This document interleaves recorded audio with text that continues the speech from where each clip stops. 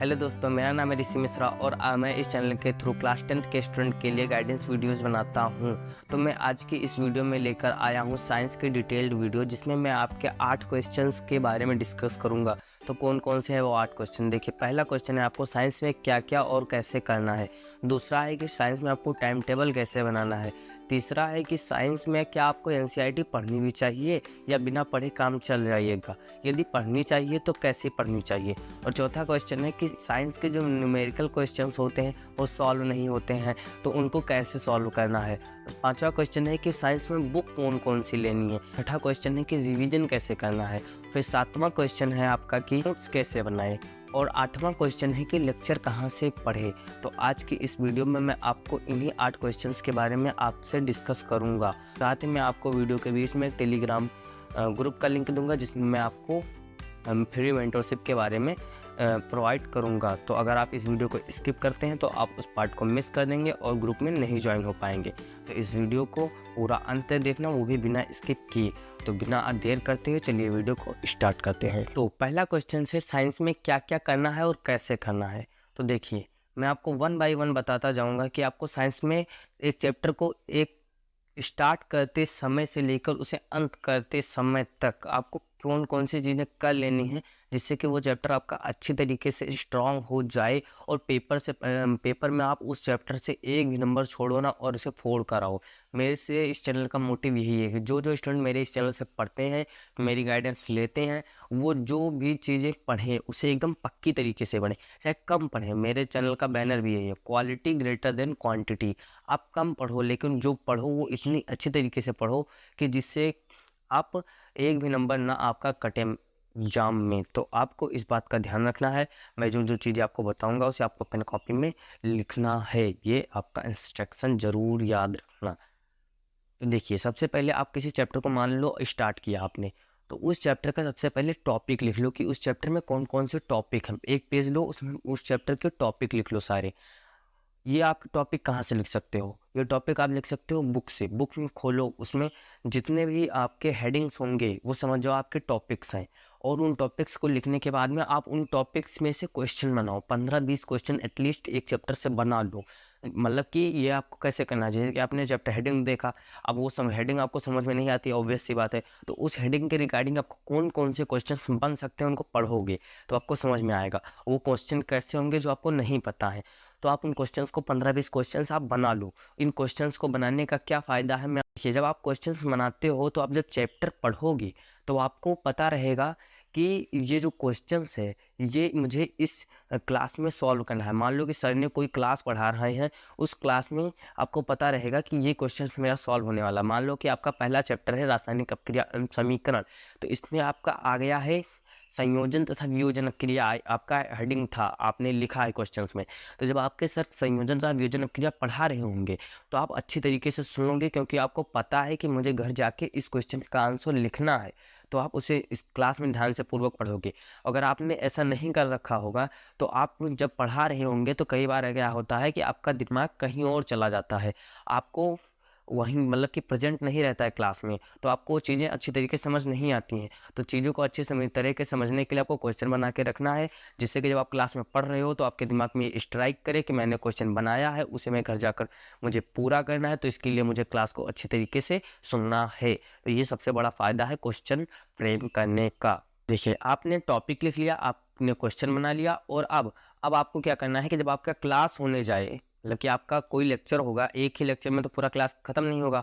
मतलब कि एक चैप्टर के कई लेक्चर्स होंगे, यानी कई क्लास हो सकते हैं, 10-12 क्लास हो सकते हैं। तो प्रत्येक क्लास से पहले जो उसमें पढ़ाया जाएगा उससे आप घर पर एनसीईआरटी से रीडिंग लगा लें। थोड़ा सा ही रहेगा, रीडिंग लगा कर जाएँ।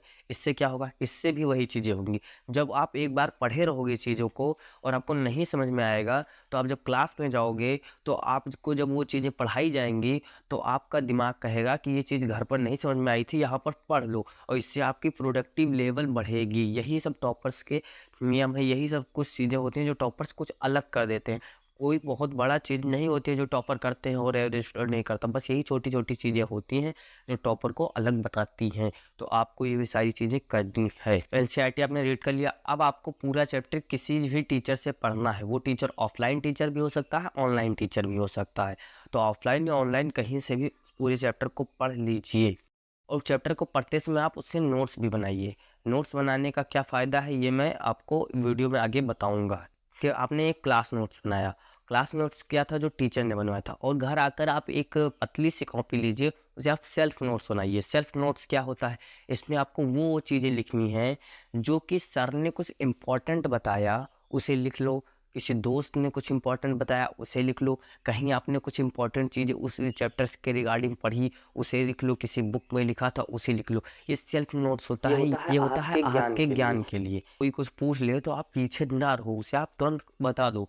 ये सेल्फ नोट्स इस चीज़ के लिए होता है। ये ज़्यादा मोटी आपकी नहीं होगी, वो पतली सी कॉपी लो, उसी का आप सेल्फ नोट्स बना सकते हो। और सेल्फ नोट में आपको जो चैप्टर के बीच बीच में क्रियाकलाप दिए होते हैं, यानी प्रैक्टिकल क्वेश्चंस दिए होंगे, उन क्वेश्चंस को लिखो, उन प्रैक्टिकल क्वेश्चंस को सॉल्व करो और उनके जो निष्कर्ष हैं उन्हें लिखो और उनके जो इम्पोर्टेंट बातें हैं उन्हें लिखो। ये उसमें भी आपको मदद करेंगे। और मैं जो शुरू में आपके क्वेश्चन बनवाया था वो क्वेश्चंस के लिए भी आपके पास एक कॉपी होनी चाहिए, जिसमें आप 1 बाय 1 चीज़ों को लिखते जाओ कि ये क्वेश्चन है इसका ये आंसर है, ये क्वेश्चन है इसका ये आंसर है। इससे क्या होगा, इससे आप जब रिवीजन करने बैठोगे किसका, एग्जाम का, तो आपको वो केवल क्वेश्चंस ही पढ़ने रहेंगे, क्योंकि आपने पूरे चैप्टर का जो सार चीज़ें थी वो आपने उस क्वेश्चंस में मिला लिए, और जो कुछ इंपॉर्टेंट थी वो आपने सेल्फ नोट्स बुक में लिख लिए। तो आपको ना किताब देखने की ज़रूरत पड़ेगी, ना क्लास की नोट्स बुक देखने की ज़रूरत पड़ेगी। आप उन क्वेश्चंस को देखोगे और सेल्फ नोट्स को देखोगे और आपके पूरा रिवीजन हो जाएगा बहुत ही कम टाइम में, क्योंकि एग्जाम के आखिरी दिनों में टाइम कम रहता है, सभी चैप्टर्स को रिवीजन करना होता है, तो ऐसे में आपके टाइम बचने की ज़रूरत है। अब जब आपका पूरा चैप्टर कंप्लीट हो गया, आपने नोट्स बना लिया, आपने क्वेश्चन सॉल्व कर लिया, आपका सारा चीज़ हो गया, तो अब आपको क्या करना है, अब आपको एक बार एनसीईआरटी की रीडिंग फिर से लगानी है।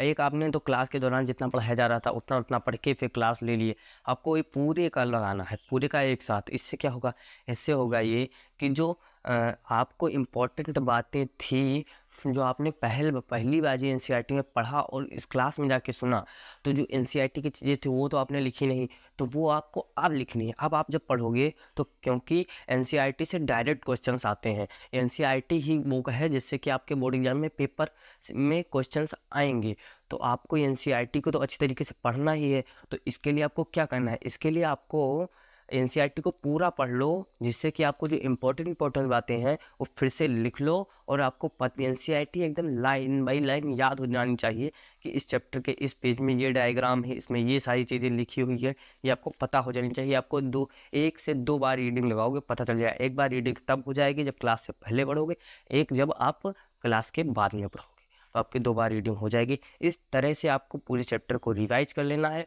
और आखिरी में रिवीजन करते समय आपको प्रीवियस ईयर क्वेश्चंस भी लगा लेने हैं। अगर आप इतना सारा कर लेते हो, आपका पूरा चैप्टर खल्लास हो जाएगा। और अब आपको इसी तरह करना है, एक बार मैं आपको सम अप कर देता हूँ। सबसे पहले आपको टॉपिक लिखना है, टॉपिक के बाद में आपको क्वेश्चंस लिखने हैं, क्वेश्चंस के बाद में आपको जितना क्लास में पढ़ाया जाना है उसका एनसीईआरटी से रीडिंग लगा लेनी है, फिर क्लास में आपको पढ़ लेना है, उसका नोट्स बना लेने हैं। उसके बाद में आपको घर आके सेल्फ नोट्स बनाने हैं, जो क्लास नोट्स में अच्छे अच्छे पॉइंट थे उन्हें सेल्फ नोट्स में लिखना है। और साथ ही आपको फिर क्लास में जो आपने क्वेश्चन लिखे थे उन क्वेश्चंस को, जिन जिन क्वेश्चंस को क्लास में सॉल्व कराया गया उन क्वेश्चंस को आपको आके विस्तार पूर्वक लिखना है। उसके बाद में आपको आखिरी में एक बार एनसीईआरटी रीडिंग लगा लेनी है और पीवाईक्यू के क्वेश्चंस कर लेने हैं। आप इतना करोगे, आपका एक चैप्टर अच्छी तरीके से, बहुत ही अच्छी तरीके से कंप्लीट हो जाएगा। आप पूरे क्लास में 99% स्टूडेंट से आगे रहोगे, ये मेरा लिखित वादा है। और अगर आप ऐसे ऐसे पूरे चैप्टर को कंप्लीट कर लेते हो, और वैसे तो आपके इस बार तो चैप्टर भी कंप्लीट, मतलब कि आपका सिलेबस भी बहुत कम हो गया है, तो ये करने में आपको ज़्यादा कठिनाई नहीं होनी चाहिए।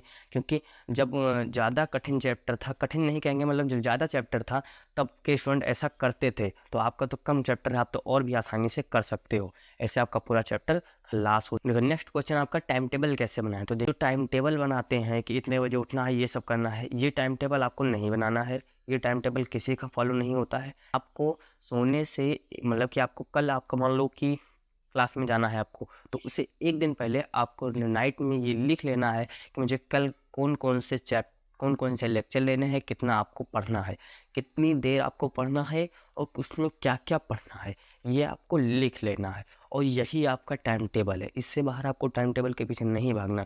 बहुत से टाइम टेबल की वीडियोस देखते देखते इतना पागल हो जाते हैं कि वो पढ़ना ही भूल जाते हैं। तो आपको टाइम टेबल के पीछे मत भागना। नेक्स्ट क्वेश्चन है लेक्चर कहाँ से लें। तो लेक्चर लेने के 3 सोर्स हैं। सोर्स नंबर 1 है स्कूल। देखिए, जब आप स्कूल में जाते हो तो वहाँ पर कोई ना कोई सब्जेक्ट तो ऐसा होगा ही जो आपको अच्छा पढ़ाया जा रहा है। ऐसा तो नहीं है कि 6 सब्जेक्ट आपके पास है, 6 में से सब के सब बेकार पढ़ाए जा रहे हैं। मतलब कि मानता हूँ कि स्कूल में अच्छी पढ़ाई नहीं होती है, लेकिन 2-3 चैप्टर या 2-3 सब्जेक्ट ऐसे होते हैं जो अच्छे पढ़ाए जा सकते हैं। हो सकता है आपके स्कूल में इंग्लिश और हिंदी अच्छा पढ़ाया जा रहा हो सकता है आपके स्कूल में सब्जेक्ट मैथ अच्छा पढ़ाया जा रहा हो। ऐसे आपके 2-3 सब्जेक्ट ऐसे होंगे जो आपको अच्छी तरीके से पढ़ाए जा रहे होंगे स्कूल में ही। तो आपको क्या करना है, जो सब्जेक्ट आपको स्कूल में अच्छी तरीके से पढ़ाए जा रहे हैं उनको आपको कतई दिमाग में नोट कर लो, कहीं और से नहीं पढ़ना है, क्योंकि आपका टाइम वेस्ट ही होगा। और मैं नहीं चाहता हूँ कि आप इस हाई स्कूल के पेपर के चक्कर पे आप खेलना कूदना या फिर जो आपको अच्छी चीज़ें लगती हैं वो आप भूल जाओ करना। आपको वो सारी चीज़ें करनी, आपको इतना सीरियस भी नहीं होना है। आपको केवल स्कूल में जो 2-3 चैप्टर अच्छी तरीके से पढ़ाए जा रहे हैं उसे स्कूल से कंप्लीट कर लो। देन घर आओ। अगर आपने ऑफलाइन कोचिंग सोर्स नंबर 2 ये है, अगर आपने ऑफलाइन कोचिंग लगवा रखा है तो आपको ऑफलाइन कोचिंग में जो चैप्टर जो सब्जेक्ट आपके स्कूल में अच्छी तरीके से नहीं पढ़ाया जा रहा है उसे आप वहाँ से पढ़ लो, वहाँ से पढ़ लो। अगर आप ऑफलाइन कोचिंग नहीं लगवाए हैं तो आप ऑनलाइन से उन सब्जेक्ट को कर लो। ये आपके सोर्स हो गए लेक्चर लेने के, यहाँ से आप लेक्चर ले सकते।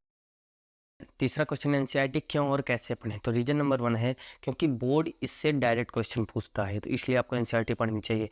रीजन नंबर 2 ये है कि जब आप इसको पढ़ोगे तो आपको कुछ ऐसे एक्स्ट्रा पॉइंट मिलेंगे जो आपको क्लास में नहीं बताए गए थे, आपको कहीं से नहीं पता चले थे, वो एक्स्ट्रा पॉइंट आपको एनसीईआरटी में मिलेंगे, तो वो आपको पढ़ने को मिलेगा। और तीसरा रीजन ये है कि आपको सेल्फ स्टडी में मदद मिलती है। देखिए, जब आप किताबों को खुद से पढ़ते हो, खुद से, तो उसे सेल्फ स्टडी कहते हैं। और जितना आप सेल्फ स्टडी करोगे उतना आपका दिमाग खुलेगा, और जितना आपका दिमाग खुलेगा आप समझ जाओ कि उससे आप क्या क्या कर सकते हो। ये आपके कुछ फ़ायदे थे जो आपको एनसीईआरटी पढ़ने के मिलेंगे। और कैसे पढ़ना है इसके ऊपर मैं एक नेक्स्ट वीडियो बनाऊंगा इसी के ऊपर, तो आप चैनल को सब्सक्राइब करके रख सकते हैं। नेक्स्ट क्वेश्चन, नोट्स कैसे बनाएं। तो देखिए, इसके ऊपर मैंने ऑलरेडी वीडियो बनाकर रख दी है, आपको आई बटन पे मिल जाएगी या फिर आपको डिस्क्रिप्शन में उसका लिंक होगा, जाकर देख लीजिए। नोट्स कैसे बनाए इस पर मैंने पूरा वीडियो बना दिया है, full video A to Z, जो टॉपर्स की तरह नोट्स बनाएंगे, तो आप उस वीडियो को जरूर जाके देखें। नेक्स्ट क्वेश्चन है कि क्वेश्चन कैसे सॉल्व करें। तो देखिए, इसके ऊपर भी मैं एक डिटेल्ड वीडियोस बनाऊंगा, क्योंकि ये बहुत बड़ा प्रॉब्लम है जो स्टूडेंट नहीं सॉल्व कर पाते हैं। अगर आप उनसे पूछोगे तो आप बहुत ही स्ट्रेस में रहते हैं कि मुझसे क्वेश्चन नहीं सॉल्व हो रहे हैं, मुझसे ये नहीं सॉल्व हो रहा है, मुझसे वो नहीं सॉल्व हो रहा है।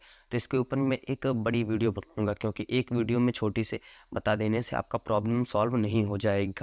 नेक्स्ट क्वेश्चन है रिवीजन कैसे करें। तो आपको इतनी बड़ी वीडियो देखने के बाद में आपको ये तो समझ में आ ही गया होगा कि मैंने कितनी बार आपको रिवीजन करने के लिए फोर्स किया है।